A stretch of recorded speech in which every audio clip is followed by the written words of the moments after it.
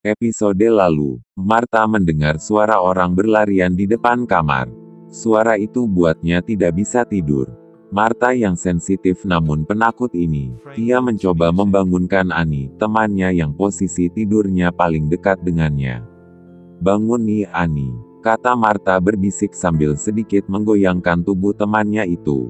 "Apa sih Ta?" jawab Ani seraya mengusap matanya. Dan suara itu terdengar lagi. "Tuh, kamu dengar enggak?" tanya Marta kepada Ani. Rasa kantuknya tentu seketika lenyap mendengar itu. Dengan saling berpelukan Marta dan Ani mencermati suara itu. "Sepertinya suara itu berada di atap rumah," ucap Ani berbisik dan semakin mempererat pelukannya. Dan ketika suara langkah berlari itu semakin melambat memang benar, sepertinya Marta yang kini mencoba memeriksa dengan mendekatkan dirinya ke pintu pun juga mengiyakannya. Iya kayaknya emang suaranya dari atap rumah, tapi tetap aja suaranya berada di luar kamar, ucap Marta setelah kembali ke posisinya semula.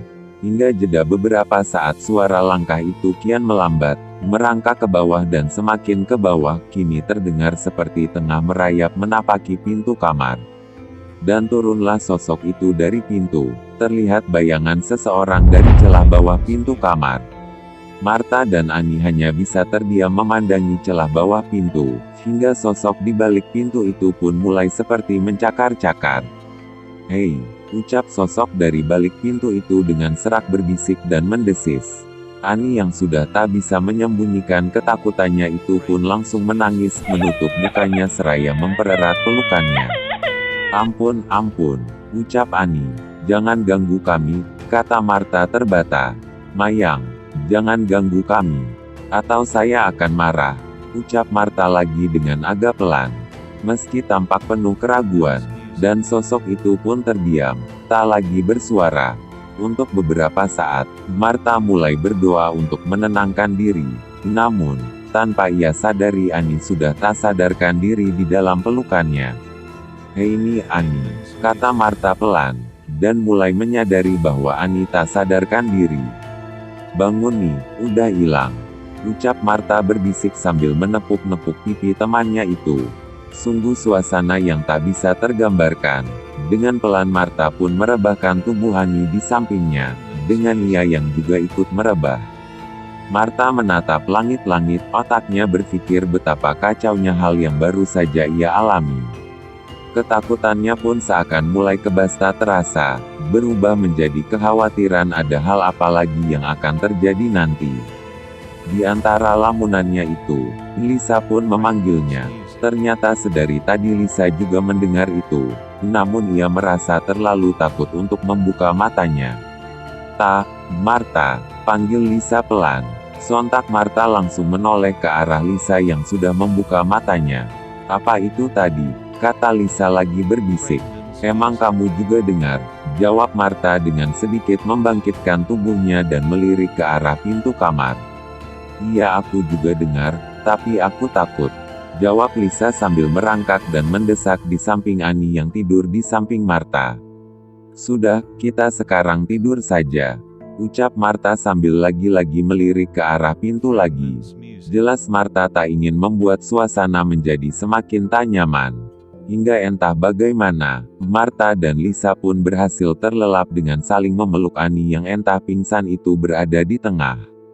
Singkat cerita, pagi pun tiba. Rina si pemilik kamar yang semalam tak mengalami apapun ia bangun paling awal, mungkin sekira pukul 6 pagi. Tanpa berpikir macam-macam, Rina bangkit dari tidurnya berjalan keluar kamar seraya membangunkan teman-temannya. "Bangun, bangun, udah pagi nih, pindah gi ke kamar masing-masing," ucap Rina sambil membuka pintu. Ani tampaknya mendengar suara Rina tadi. Dengan sedikit terkejut ia membuka matanya. Dan kembali memejam, mengerenyitkan dahinya sambil memegangi kepalanya. "Aduh, pusing banget," ucap Ani sambil bangkit dan melihat Lisa dan Marta yang masih tertidur di sisi kanan kiri Ani. "Hei bangun, pindah-pindah. Yang punya kamar udah bangun," kata Ani lagi yang kali ini berhasil membangunkan kedua temannya itu. Baru saja Lisa dan Marta bangkit dari tidurnya, tiba-tiba saja Rina masuk kamar dengan terburu. "Hei, cepat keluar sini aku lihatin," ucap Rina dengan wajah yang sangat serius. Sontak mereka semua pun memeriksa keluar untuk melihat apa yang mau Rina perlihatkan. "Tuh, apaan tuh? Kayak jejak tangan dan kaki," ucap Rina sambil menunjuk ke arah langit-langit seraya berjalan menuju dapur. Lisa, Ani dan Marta mengikuti dari belakang. Sementara sesampainya di dapur, Rina kembali mengurutkan jejak-jejak berwarna kecoklatan itu. "Nih, kalau diurutkan, nodanya berhenti di sini," ucap Rina lagi yang kini sedang menunjuk di arah atas pintu kamarnya sendiri. "Kita semalam dengar suara," kata Lisa kali ini yang langsung dijelaskan oleh Ani dan Marta.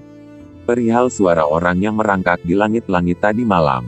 Hingga setelah itu mereka memutuskan untuk melaporkan ini kepada Pak Wirjo. Pak Wirjo datang dengan sapu atap, ia membersihkan jejak-jejak kecoklatan yang berada di atas langit-langit rumah itu." Seraya terus menggeleng-gelengkan kepalanya. Sementara di sini Rina terus meracau dalam panggilan teleponnya. Begitu juga dengan Ani yang tampak merengek kepada orang tuanya yang tengah diteleponnya. "Jemput aku sekarang, pokoknya aku mau pindah Bu," ucap Ani di panggilan telepon itu. Dan setelah diskusi yang cukup singkat, akhirnya mereka semua memutuskan untuk keluar dari rumah ini hari itu juga. Marta yang sebenarnya tak begitu setuju pun, akhirnya mau tak mau harus mengikutinya. Setelah berkemas dengan terburu, beberapa jam kemudian Marta, Lisa, Rina dan Ani pun pergi dari rumah itu, dijemput oleh orang tuanya masing-masing, kecuali Marta yang tanpa dijemput oleh Anto, sepupunya. Sayangnya cerita Mayang ini berakhir di sini, kisah nyata di tahun 2018. Tentang rumah kontrakan yang berada di pinggiran kota Semarang. Tentu dengan nama tokoh yang saya samarkan. Sekian cerita yang sedikit singkat ini. Terima kasih sudah mengikuti menonton dan mendengarkan hingga akhir. Apabila ada salah dalam video ini saya mohon maaf.